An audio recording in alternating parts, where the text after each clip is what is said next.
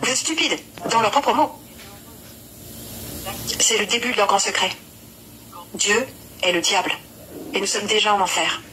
Là, maintenant. Dans les clés perdues de la franc-maçonnerie, Manepi Hall, quand le maçon apprend que la clé du guerrier sur le bloc est la propre application de la dynamo du pouvoir de vie, il a appris le mystère de son art. Les énergies jaillissantes, bouillonnantes de Lucifer sont dans ses mains. La religion cachée du monde, avec son symbolisme universel d'un œil, qui est révélé lentement et par degrés aux initiés, et uniquement à ses membres dédiés, c'est le satanisme. Ou le luciférianisme, comme il préfère l'appeler.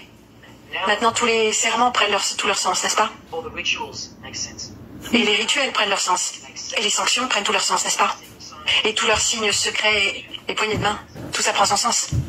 Mais de quel art nous parle le franc-maçon du siècle?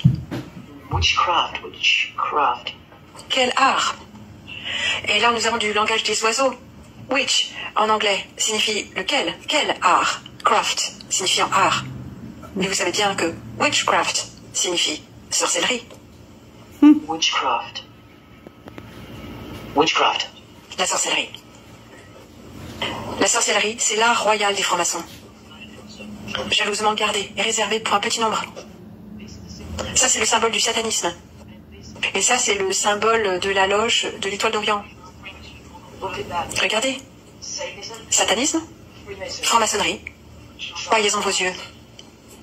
Ça, c'est le symbole de l'église de Lucifer, fondée par un 33e degré.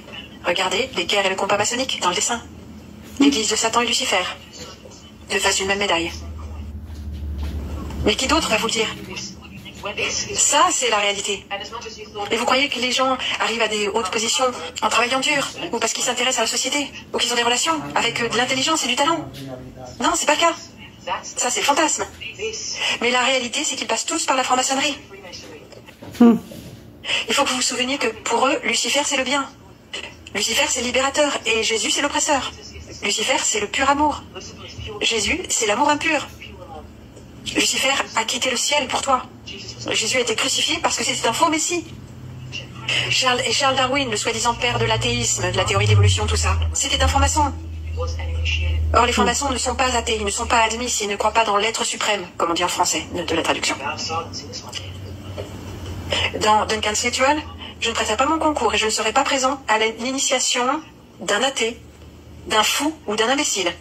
Ils ne sont pas athées. La franc-maçonnerie a été secrètement importée depuis l'Orient, dans le monde entier, pour tisser sa